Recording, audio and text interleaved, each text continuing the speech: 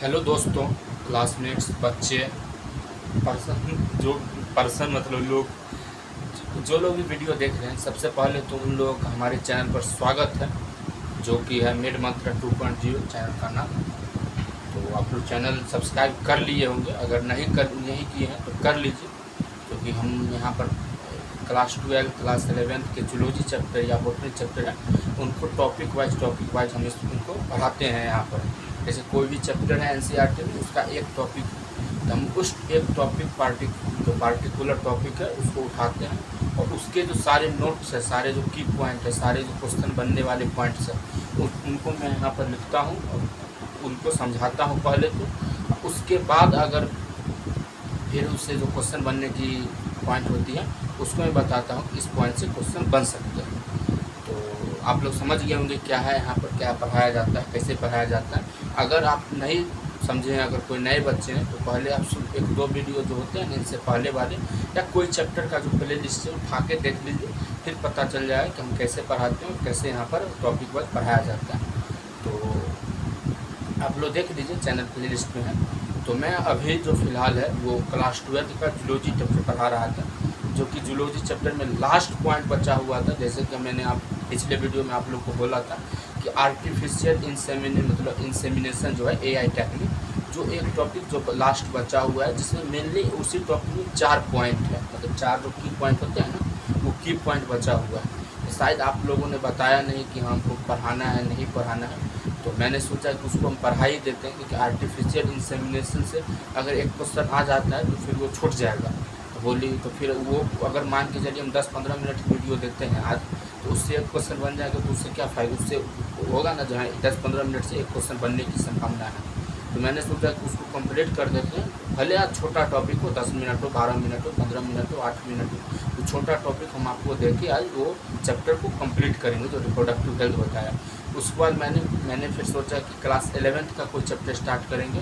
वो हो सकता है cell unit of life, structure organisation in animal, या ह्यूमन फिजियोलॉजी का जो 1-2 चैप्टर, 3-4 चैप्टर जो हम किए हैं, उसके बाद जो चैप्टर वो हम सोच लेंगे कि कल क्या पढ़ाना है आप लोग को, या हमको जो हम भी प्रिपेयर होकर आते हैं ना, वो प्रिपेयर होकर हम देख लेंगे आप लोग को क्या पढ़ाना है, वो हम आप लोगों को कल देंगे, वो कल की बात है। लेकिन आज यहाँ पर हम पढ़ेंगे आर्टिफिशियल इंसेमिनेशन जो एआई टेक्निक है।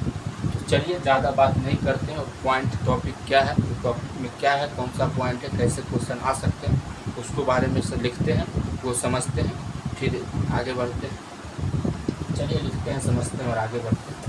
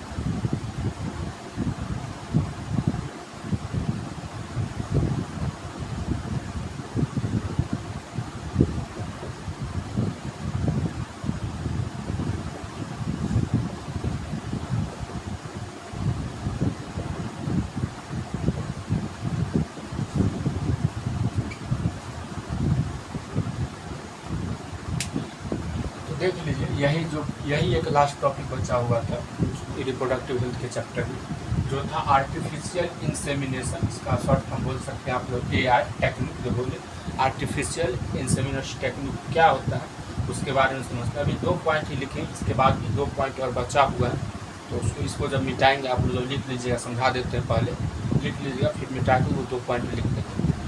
पहले यहाँ पर देख लीजिए जिसमें क्या कहता है, infertility cases which is either due to inability of male partner. मतलब जो अभी जो हम इनफर्टिलिटी पढ़ाए हैं पिछले वीडियो में, आप लोग वो वीडियो नहीं देखें तो उसका हम कमेंट में दे देंगे लिंक, वो देख लीजिएगा, नहीं तो आप प्ले लिस्ट में देख सकते हैं। इनफर्टिलिटी जो टॉपिक है वो अभी जो लेटेस्ट कल या परसों जो वीडियो दिए तो उसमें होगा इनफर्टिलिटी, तो पिछले वीडियो ही है, अभी इससे जो पिछले वीडियो होगा उसी में इनफर्टिलिटी होगा। तो उसमें जो था इनफर्टिलिटी बताए थे क्या होता है, कैसे होता है, नहीं होता है, वो सारा चीज़ में डिटेल में बताया हुआ है, वो आप लोग देख लीजिएगा तब समझ में आएगा एक बात। Infertility cases which is either due to inability of male partner, मतलब इनफर्टिलिटी जो होता है ना वो मतलब इनएबिलिटी ऑफ मेल पार्टनर, मतलब मेल पार्टनर के इनएबिलिटी से भी इनफर्टिलिटी हो सकता है। टू इंसेमिनेट द फीमेल और due to very lower sperm counts. अगर भाई मतलब देखिए मतलब मेल पार्टनर जो है वो सेक्स कर रहा है और फीमेल के अंदर इंसेमिनेट नहीं कर पा रहा है, मतलब जो स्पर्म जो है ना वो उसके अंदर नहीं, मतलब उसके थ्रू नहीं जा रहा है उसके अंदर, तो मेल पार्टनर का इनएबिलिटी है, मतलब उसकी कैपेबिलिटी नहीं है, वो मेल पार्टनर जो है वो कैपेबल नहीं है फीमेल के अंदर स्पर्म को इंसेमिनेट करने में, तो उसके इनएबिलिटी के कारण फर्टिलिटी हो सकता है। और दूसरा पॉइंट यहाँ पर लिखा गया है लोअर स्पर्म काउंट। अगर बाय चांस समझिए कि वो इंसेमिनेट कर दिया, जो मेल पार्टनर है वो फीमेल के अंदर जो स्पर्म है वो इंसेमिनेट कर दिया, लेकिन अगर इंसेमिनेट कर दिया और तब भी लेडीज अगर प्रेग्नेंट नहीं हुई, फीमेल जो है प्रेग्नेंट नहीं हुई, तो उसका एक केस बन सकता है कि जो मेल पार्टनर है उसके स्पर्म काउंट होंगे ना बहुत लो होंगे, इसलिए वो है प्रेग्नेंट नहीं, तो उस केस में भी इनफर्टिलिटी का केस बन सकता है। स्पर्म काउंट का भी लोअर होना एक केस बनता है, तो ये समझ लीजिए एक पॉइंट यहाँ पर ये है, इससे क्वेश्चन आ सकते हैं। और इनएबिलिटी ऑफ मेल पार्टनर, ये पॉइंट समझ लीजिए, ये 2 पॉइंट से क्वेश्चन आते हैं। इन द इजेकुलेट, जो मेल पार्टनर से स्पर्म निकलता है, इजेकुलेट होता है, बाहर आता है बॉडी से, उसमें क्या होगा स्पर्म काउंट का मतलब लोअर होगा, बहुत कम होगी स्पर्म की संख्या। Could be corrected bye AI technique. और इन दोनों के कारण जो फर्टिलिटी में जो प्रॉब्लम है केस बन सकता है वो क्या होता है तो AI के थ्रू वो आप सही कर सकते हैं। AI टेक्निक इसलिए बनाया गया है कि अगर कोई पर्सन या कोई व्यक्ति अगर फर्टिलिटी से जूझ रहे हैं या फर्टिलिटी है तो वो आप AI के टेक्निक से उनको सही कर सकते हैं। तो फर्टिलिटी कैसे हो सकता है तो बता ही दिए कि मेल पार्टनर के इनएबिलिटी के कारण और स्पर्म काउंट जब लो हो जाएगा उसके कारण इनफर्टिलिटी हो सकता है, और उसको सही AI टेक्निक से आप कर सकते हैं। तो ये पॉइंट हम अच्छे समझा दिए, इसमें कोई दिक्कत नहीं होना चाहिए, पहला पॉइंट है, तो समझ गए होंगे। दूसरा पॉइंट है in this technique the semen बोल रहा है, semen collected either from husband, मतलब जो AI टेक्निक में क्या होता है तो उसको ध्यान से समझिएगा। AI टेक्निक में होता है क्या, इसमें जो है सीमेन कलेक्ट होता है हस्बैंड से या हेल्दी डोनर, मतलब हस्बैंड जो होंगे उनसे या हेल्दी डोनर जो होंगे, मतलब जो डोनेट करते हैं स्पर्म, बहुत लोग डोनेट करते हैं, उनसे जो हेल्दी हो, अच्छे से हो, उनका सीमेन आप कलेक्ट कर लें। Is artificially introduced either into the vagina into the uterus of the female. Artificially पहले तो इसमें होता है कि सीमेन आप कलेक्ट कर लिए, वो हस्बैंड से हो या जो लोग डोनेट करते हैं उनसे, आप जो हेल्दी व्यक्ति होंगे उनसे, डोनर से आप पहले सीमेन कलेक्ट कर लीजिए। उसके बाद है जो इनटू द वेजाइना, आप वेजाइना में उसको इंट्रोड्यूस कर दीजिए, या यूटेरस ऑफ द फीमेल का जो यूटेरस होता है उसमें आप इंट्रोड्यूस कर दीजिए, which is called IUI, intra uterine insemination. जो आप यूटेरस में, फीमेल की यूटेरस में जो आप इंट्रोड्यूस करिएगा सीमेन को, उसको हम क्या बोलते हैं तो इंट्रा यूटेराइन इंसेमिनेशन बोलते हैं। एक बताया था इंट्रा यूटेराइन, हमको याद नहीं है, इंट्रा यूटेराइन ट्रांसफ़र बताए थे, हाँ, जो आप 1-2 वीडियो पहले पढ़िएगा ना, तो उसमें बताया था ZIFT जाइगोट इंट्राफेलोपियन ट्रांसपोर्ट था, गैमेट इंट्राफेलोपियन ट्रांसफर था, ICSI बताया तो जो साइटोप्लाज्मिक स्पर्म इंजेक्शन था। उसी समय बताए थे IUT मतलब इंट्रा यूटेराइन ट्रांसफर, जो 8 ब्लास्ट मतलब मोर देन शायद 8 ब्लास्टोमर था, हाँ मोर देन 8 ब्लास्टोमर जाइगोट था, जो मोर देन 8 ब्लास्टोमर था जो यूटेराइन में ट्रांसफ़र होता था। तो वही सेम चीज़ है इसमें, बस इसमें इंसेमिनेशन है, उसमें ट्रांसफ़र था।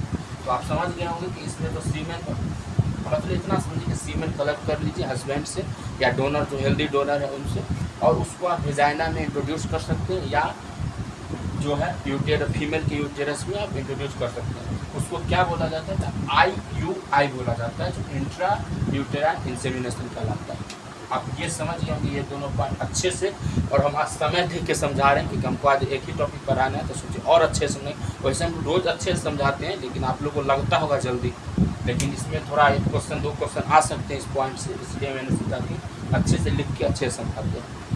तो ये 2 पॉइंट अच्छे से समझ गए होंगे। अगर अभी भी कोई व्यक्ति को मतलब दिक्कत है जो हम पॉइंट नहीं समझे, तो आप लोग कमेंट करके तब बता सकते हैं कि ये 2 पॉइंट हमको ये पॉइंट समझ में नहीं आया या ये वर्ड नहीं समझ में आया, फिर से समझा दीजिए। हम कल के वीडियो मतलब जब भी वीडियो लेके आएंगे उसमें हम आपको वो पॉइंट समझा देंगे, पहले लिखेंगे फिर समझा देंगे कि आपको प्रॉब्लम अभी है या नहीं। हम अच्छे से डिटेल में समझाएंगे, लेकिन आई होप कि आप लोग समझ गए होंगे। लिख लीजिए, फिर आगे जो 2 पॉइंट है उसको लिखते हैं, फिर समझते हैं उसमें क्या है 2 पॉइंट। पहले इतना लिख के फिर आगे बढ़ते हैं।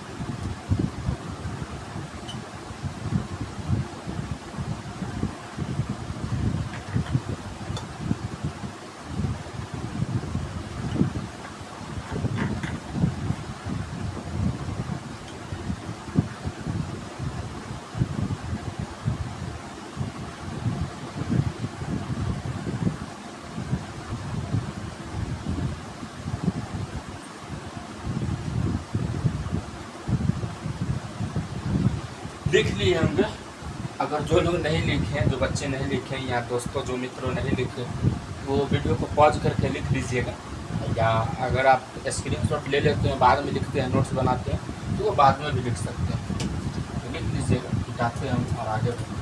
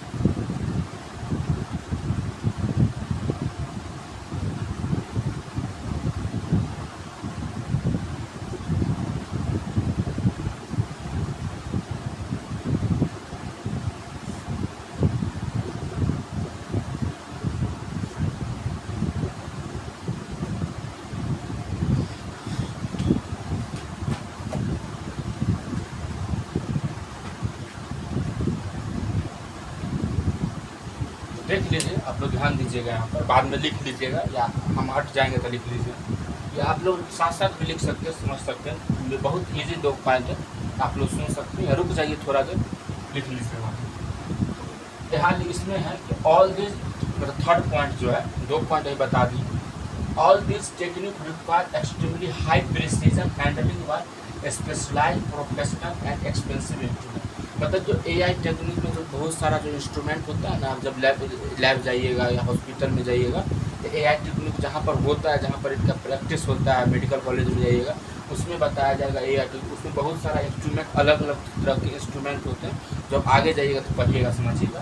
तो जो इंस्ट्रूमेंट होते हैं वो बहुत एक्सपेंसिव होते हैं, बहुत महंगे होते हैं, और उसको हैंडलिंग करना नॉर्मल डॉक्टर के मतलब नहीं, नॉर्मल डॉक्टर से वो जो हैंडलिंग होता है, या वो नॉर्मल डॉक्टर उसको मतलब ठीक से नहीं यूज़ कर पाता है, यूज़ कर सकते हैं। उनके लिए आप मतलब एक स्पेशल तरह के प्रोफेशनल आते हैं, या स्पेशलिस्ट डॉक्टर हैं, या एक्सपीरियंस डॉक्टर जो होते हैं, उनसे AI टेक्निक का जो इंस्ट्रूमेंट है वो हैंडलिंग होता है।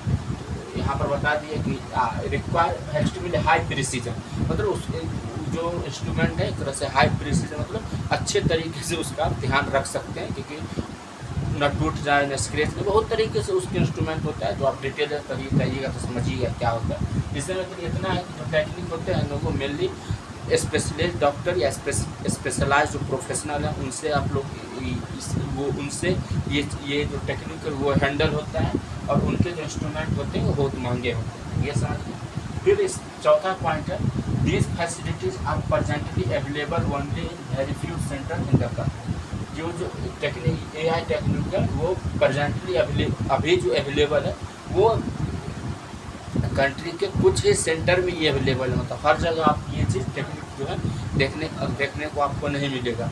ये कंट्री के कुछ ही सेंटर में अभी अवेलेबल है। उसका नाम शायद नहीं दिया है NCERT में, अगर होगा तो हमको याद नहीं, देखे नहीं दिया हुआ।